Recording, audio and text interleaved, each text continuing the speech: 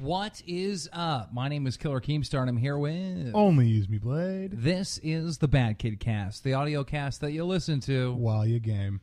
We are available on iTunes, iHeartRadio, Spreaker, SoundCloud, and Stitcher. We're available everywhere. All over the place. This episode of the BadKidCast has been brought to you by youtube.com/TheBrett Burns, and that's Burns with a Z. The Brett Burns channel on YouTube has funny moments, Easter eggs, and hackers.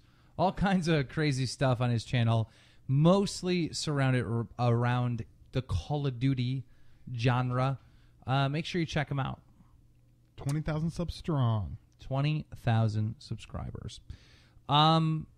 So we went to Darien Lake. Yes, we did. It was awesome. We went back to Six Flags. It was quite an experience, and some of those videos you're going to put up on your channel. Yep. So got an SD card in my wallet right now. I'm about to plug that in and get the good stuff and put it out there. We got some good GoPro footage. There was a crazy moment. I don't know. Do you want to talk about the Superman or no? Sure. Are you sure? Sure. All right. So I just want to tell everyone what an amazing friend I am. I was an asshole, but it was still funny. To set this up, at the beginning of the day, the first ride that everyone went on was the Superman. Now, we brought our camera equipment. We brought a cameraman. This is the second time that we went to Six Flags Darien Lake this year. And the first time we went there, Blade didn't ride the Superman. Blade, have you ever rode the Superman? I've not. He's for some reason... Well, first of all, you're kind of a scaredy cat when it comes to rides. Yeah. You are. Yeah. All right. Every time we go to the Superman, which is the biggest roller coaster in the park, Blade chickens out. Now, there is like always some reason. Like the last time we went, the first time we went there, you were like, yeah, I got to watch the camera equipment. Yep. We're like, oh, okay. No, you were like, who wants to watch the camera equipment? And I did the whole fake. I guess I'll do it. So, anyhow, the day goes on. All right. Now, throughout this day, I went on every single ride. You did. You did. But the first time we went there, you skipped out on the boomerang as well. You were like, "Oh, I gotta take a shit." I did have to take a shit. That wasn't a cop out. I literally had to take a shit. And I've been on the boomerang before. I've been on it with Scott and his family. Not Scott, Josh and his family. Okay. So anyhow, I really did have the to Viper is another roller coaster. Mm-hmm. All right. You were refusing to go on that thing. You're like, "Oh, I'm gonna get decapitated because you go through a tunnel." So the Viper is there's not really any huge drops, but it's lots of corkscrews, twists and turns, and going upside down. That's all fine and dandy. But when I first went on it, okay, I was like, "Holy shit!" And then I went through. I'm like, "Okay, that's cool, fine." And then it got to this point where I'm like, I see a tunnel up ahead, and I'm thinking like, I should probably tell someone there's a tunnel. They don't know about it. Like, what the fuck? It went off track? What's going on? But it actually takes you through a tunnel. Now, when you go to the tunnel, when you're approaching it, it looks about 2 feet tall. Like, the opening looks way too small. Like, I went reverse birth canal status, okay? So when we went through the tunnel, I swear to God, my head, like, turtled into my shoulders. Like, I was afraid that I have a high upper torso. I was afraid. So I came up with this idea where we were going to put the wireless mics on us, then have the camera guy recording us, plus we were going to have GoPro footage, right? So it became to a point that so many people were involved in recording this and doing the logistics of it that Blade committed to riding the Viper. Yeah. And you actually did it, and you were pretty scared. I was a little perturbed at first, but, you know, I did it, though. Like, I had fun. The thing with roller coasters with me is, like, that little initial, like, ascension, you know, like is it not ascension, but like descension? I don't know. When you go up to the top of something. The initial incline. It's always a little unnerving, but once you do it, it's fun and I have a blast. Yeah, once you're off the thing, you're like, "Oh, that was amazing." But anyhow, so it becomes into the situation where we get noticed at Six Flags Darien Lake. You know, people come up, they're like, "Oh, Keemstar Blade, oh my God," you know, and there's like maybe how many fanboys were rolling with us? At There one point? was probably about 6 viewers. 6? Okay.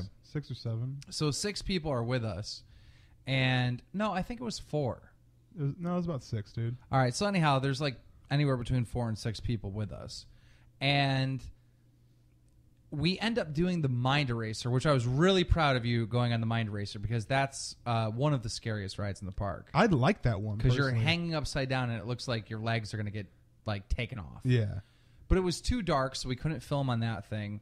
And it's like did every single ride that every ride that we went on that day except for the Superman. I did. So the park's closing. Yep. All right.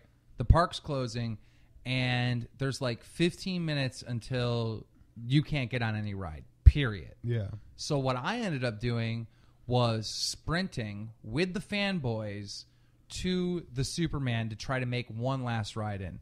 Sure enough, we get there in time. Now, even though that Blade, Josh, and the cameraman walked, they got there in time too. So you know what they did? They actually got in line, right? Blade was in line. So, my God, Blade is going to ride the Superman. It's pitch dark, right? There's fireworks going off in the background because it's the end of the night and they're doing this show. And this is the last ride of the night, and it's on the Superman. So I'm waiting in line. I'm with Keem. I'm waiting in line. People are getting on the ride. Each one goes. And as Keem keeps on talking to me for some reason about this, he goes, "This is the scariest ride in the park." So I start gassing him up, and this is why. The Superman at Darien Lake Six Flags, which I don't think it's Six Flags anymore. I think they dropped the Six Flags. Well, I think the reason I think it's okay to call it Six Flags because it was once known as Six Flags. If you say Six Flags, people outside of the New York area are going to know what you're talking about. Okay, but anyhow, the Superman at Darien Lake is like 200 feet in the air. All right, it has a vertical drop that gets you going like 100 miles per hour when it drops. All right, the incline not only goes straight down, but it even comes like in backwards a little bit. You know what I mean? And you just fly, and it takes you over hills. And when you hit the top of these hills going so fast, you just lose like a little bit of gravity. It's almost like those things that you go into the plane to experience zero gravity, yeah, because it dives down so fast. It's like one of those things, right? So my take on it is this. I'm like, it can't be that bad. It's literally just a drop down. And Keem's like, no, this is the scariest ride in the park. And then when you go down, it goes inverted. So it's not a 90-degree angle. It's like an 87. We're in line. I'm gassing him up. I'm like, yeah, Blade, are you scared? You're like, oh, yeah, I'm not scared. I'm like, somebody died on this. I already knew about okay, so someone did die on it, right? But that had nothing to do with my decision. The situation with the dude dying is he was an old army vet, and he had like plastic legs or something, or like detachable legs. So he wasn't really strapped down. He shouldn't have been on the ride in the first place. He flew out. And he flew out, yeah. Apparently a really fat person fell out too, but I don't know. I can't remember. All right, so anyhow, here's where the story gets gold. We're waiting and waiting and waiting, all right? We get up. It's time to get onto the fucking Superman. All right. Blade gets in his seat, buckles the seatbelt. I buckle mine. And I'm like, oh my God, this is awesome. Blade's actually going to go on this thing. Then I look over at Blade and he's trembling. Yeah, I was terrified. He's trembling. And he's like, he looks at me and he's got the face of he just saw death. Right? No, okay. Have you ever seen the movie Final Destination or the Final Destination series? Okay. In my mind, as the stuff was going on, like I looked at like everyone that was around us, people in front of us, and then I heard fireworks, and it was nighttime, and I looked at how like the conductor was like not giving a shit. Like he's like, dude, I want to just go home. I'm tired. And for whatever reason, I played out this whole scenario in my mind that I like flew out of the fucking car and I was gonna die. And I was like, nope, I'm trusting my instincts. Lady. And I snapped my fingers and I told the lady. We've all seen like a little kid get scared and not go on like a thing, right? Like they start crying or whatever. Like Blade just puts his hand up like he's in the classroom and he has the answer to the freaking quiz, right? And he's like shaking. He's like, hand up. He's like, And I turned around and looked at him and I was like, what? No, put your hand down. Put your hand down. No, what are you doing?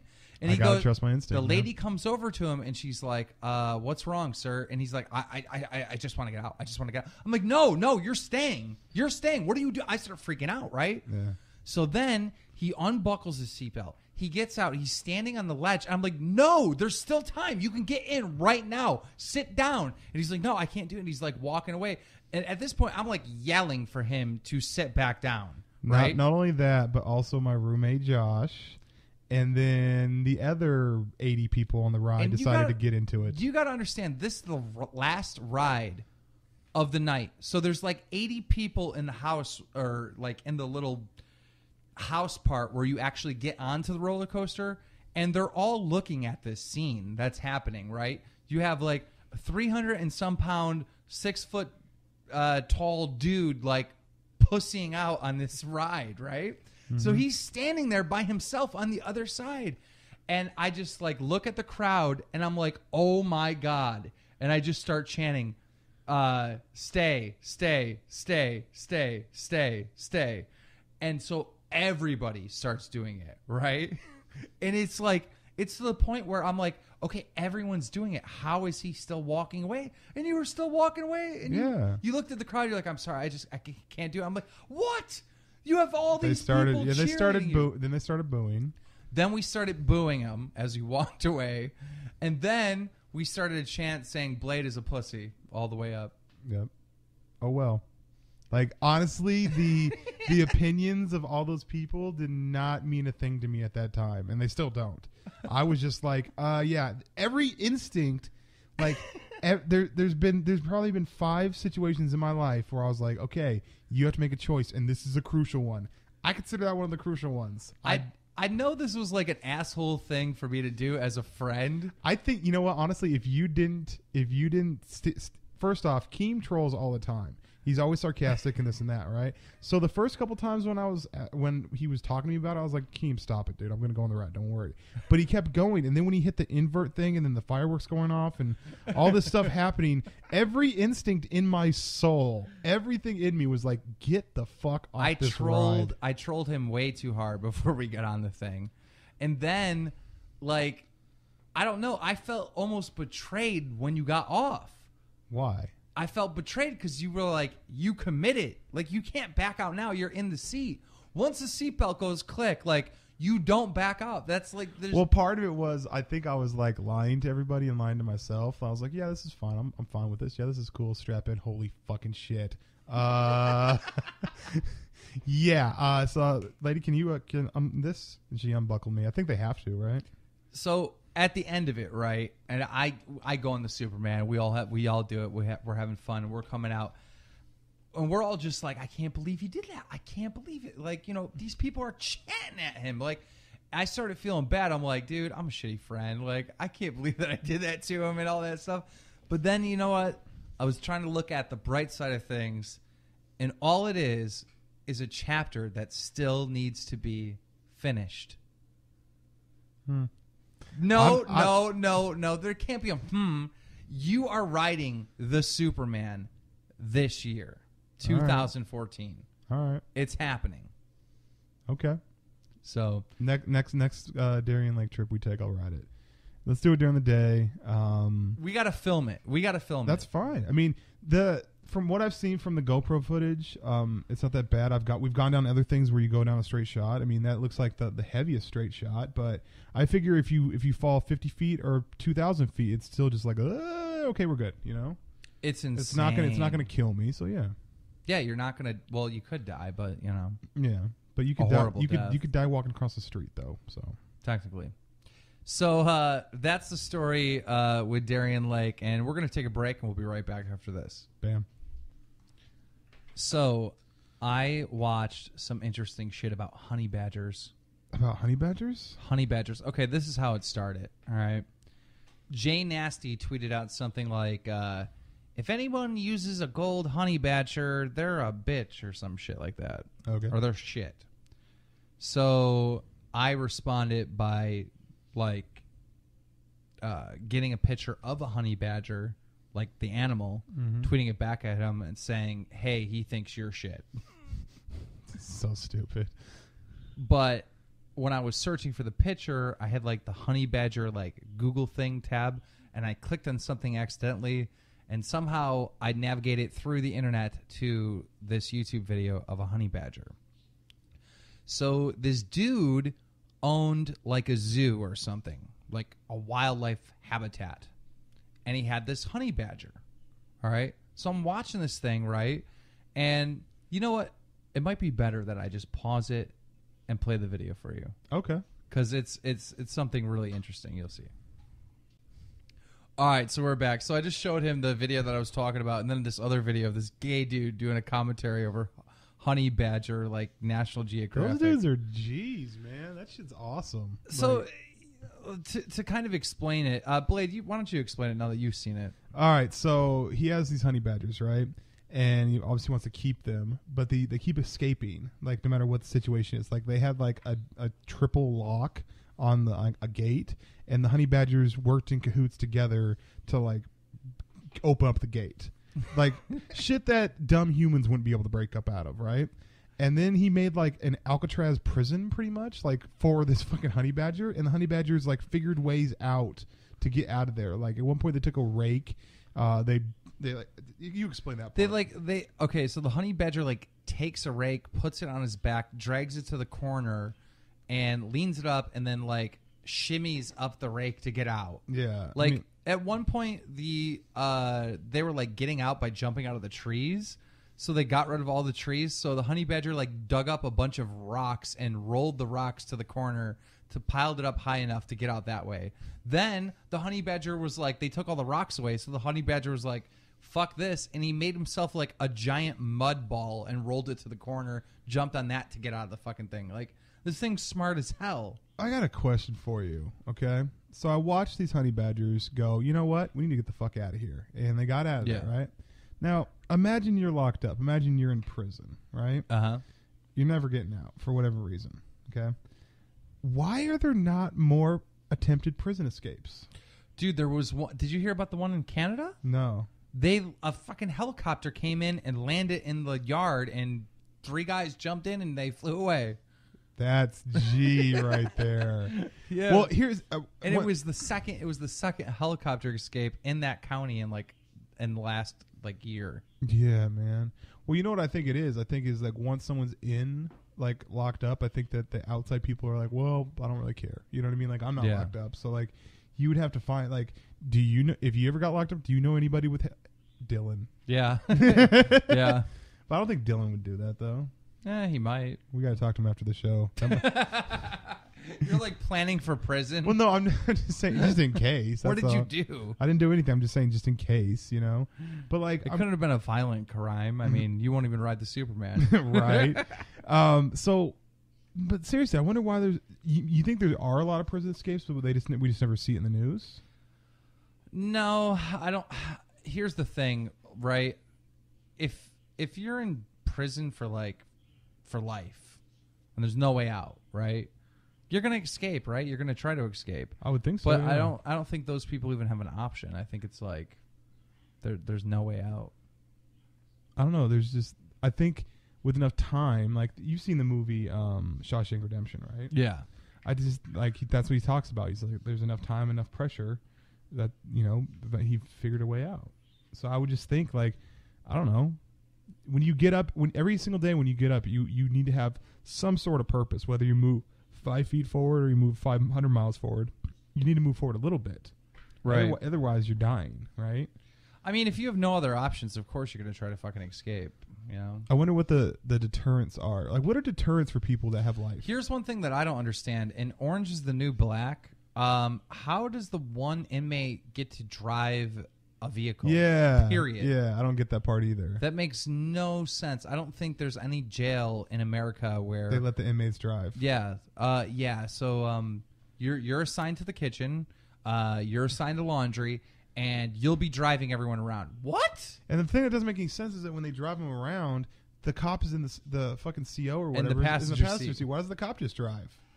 Like, I don't get it. Well, what if they the prisoner's like, fuck it, I'm just drive everyone off a bridge. Yeah. I feel like committing suicide. Right?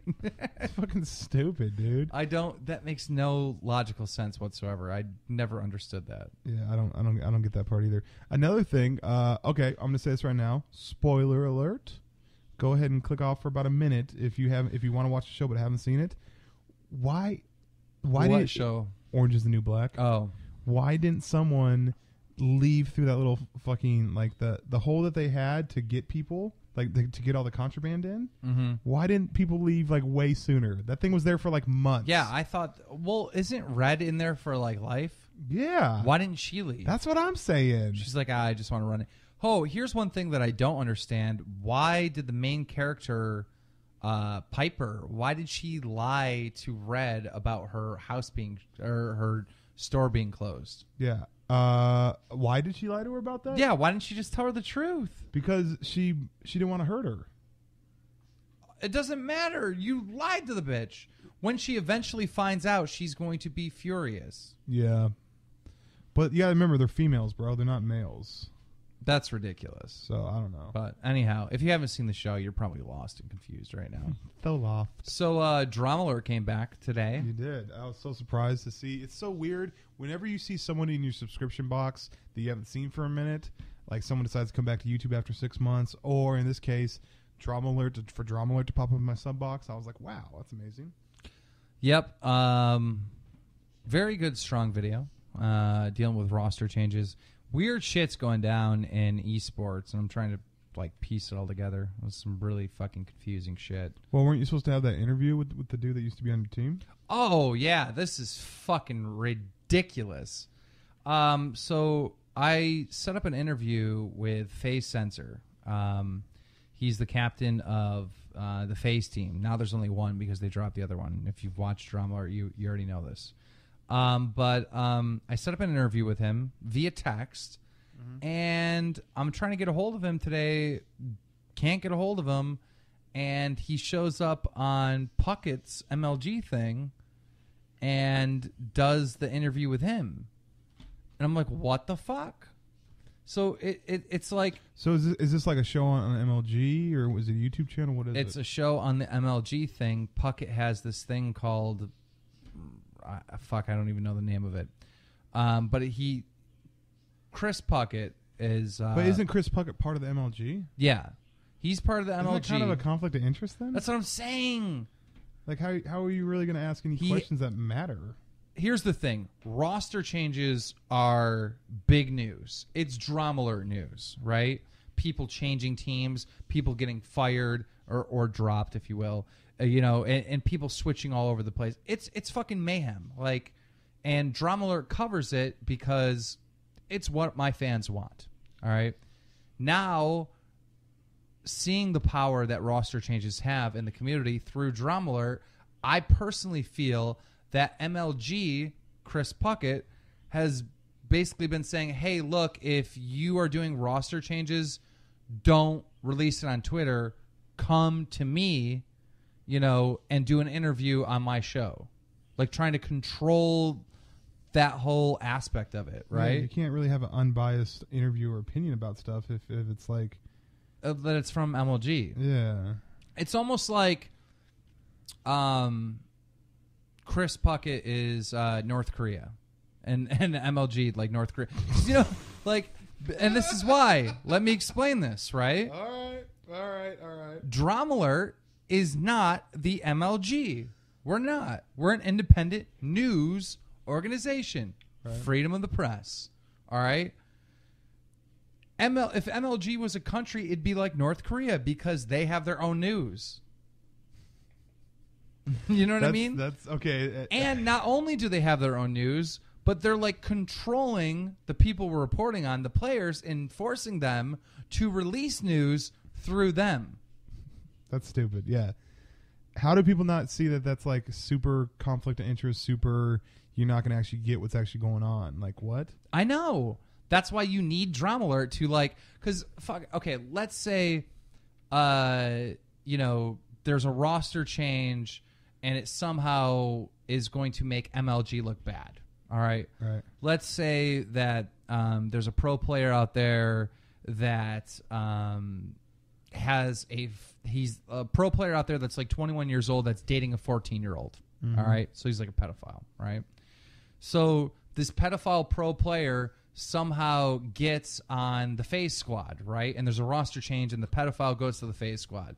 When he does the interview with Chris Puckett, is Chris Puckett going to be like, so do you think that this might be a conflict of interest, seeing how he's dating a 14-year-old girl? No, they're not going to fucking do that. Will Dromler do that? Fuck yeah. Yeah. Right? Because I don't give a fuck if like MLG stock plummets tomorrow. They do. So they have to control the message, right? So it's just really confusing, and it kind of sucks that, you know, if it's leaning this way. And I don't know, I could be completely wrong.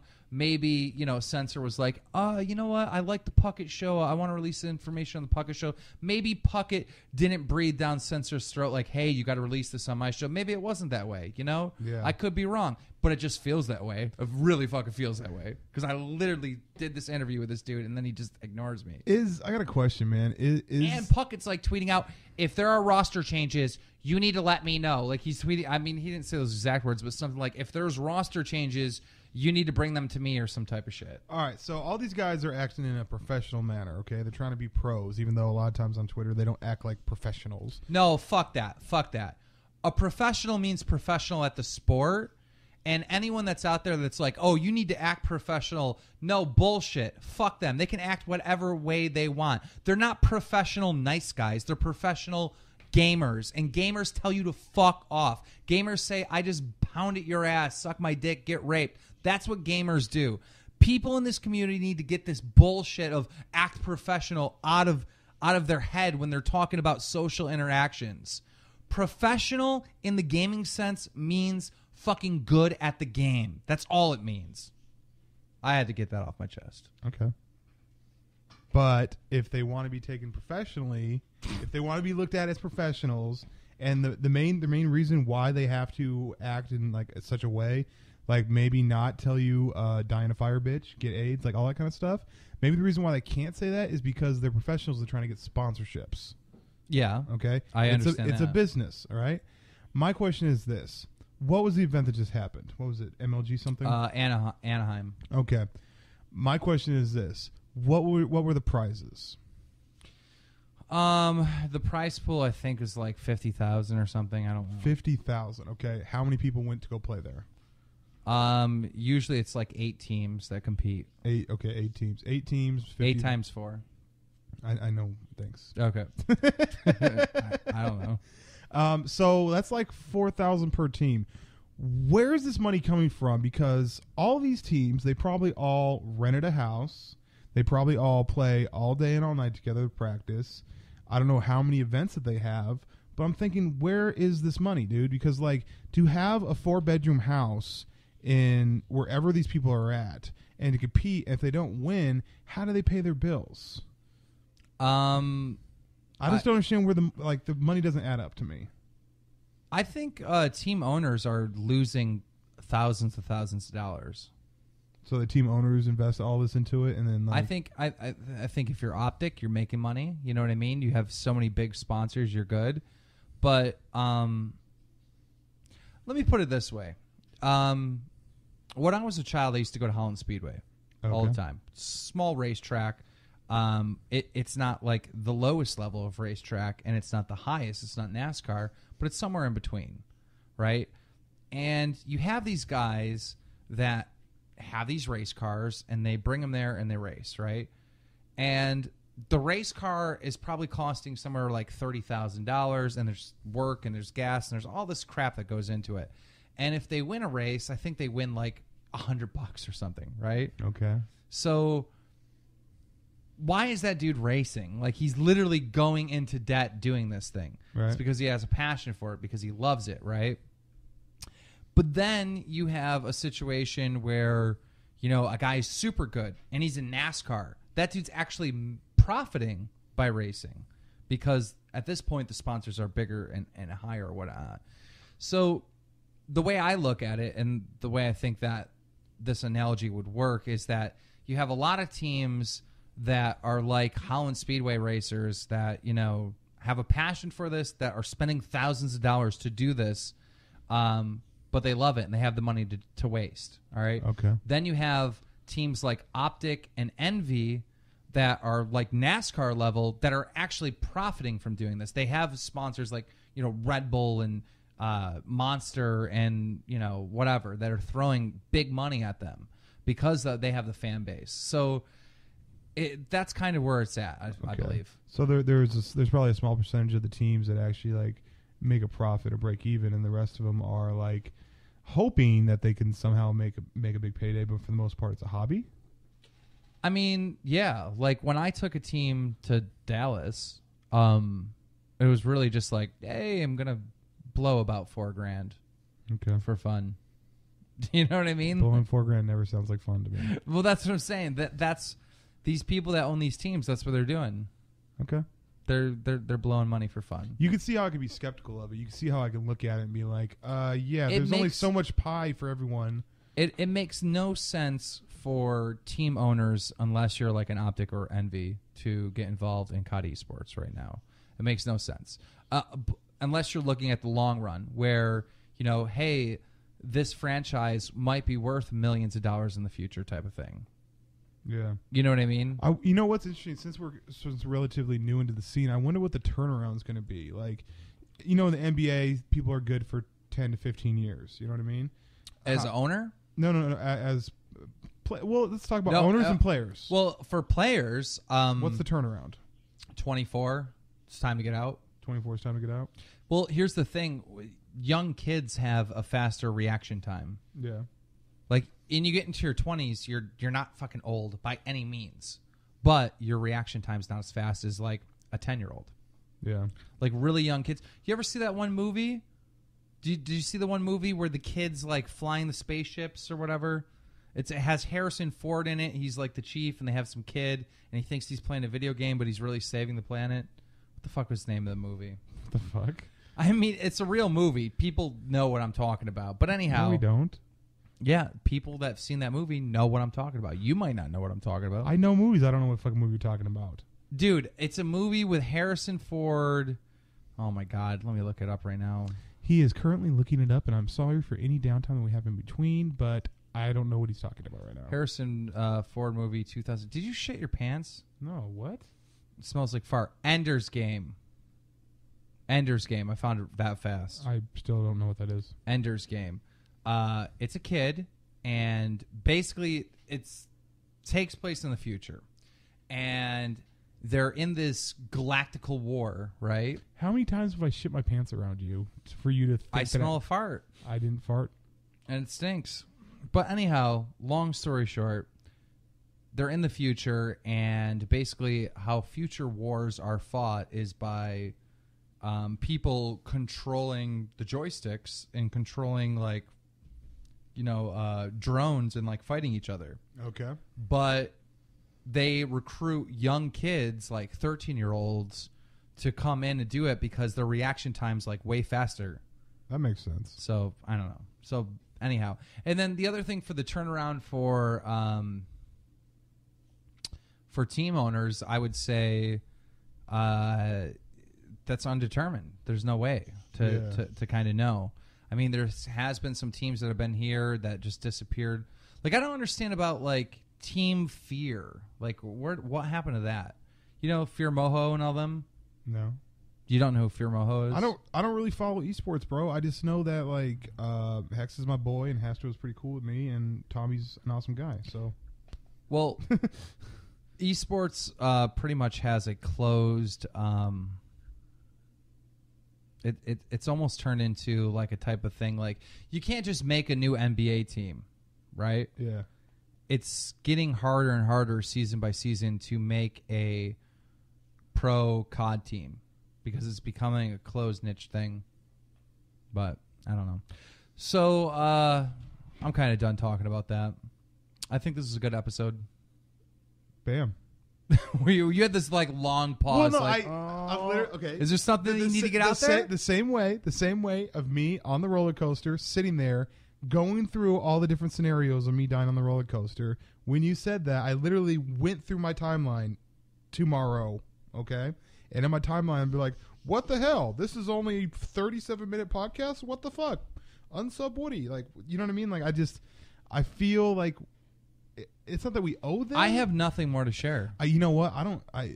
Me neither, bro. Me neither. I apologize that this podcast might be short, but oh well. That's the worst fucking sign off. Thank you guys for listening to the BadKidCast. Make sure that you check out Blade's channel for those Darien Lake videos that he's going to get up there in the next couple days. Hit us up on Twitter with feedback of anything that we've talked about on the podcast, whether it be, the honey badger, the Darien Lake thing, or, your thoughts on COD Esports. Let us know. My Twitter's KeemstarX. His is OnlyusemeBlade. Peace. And Buckers.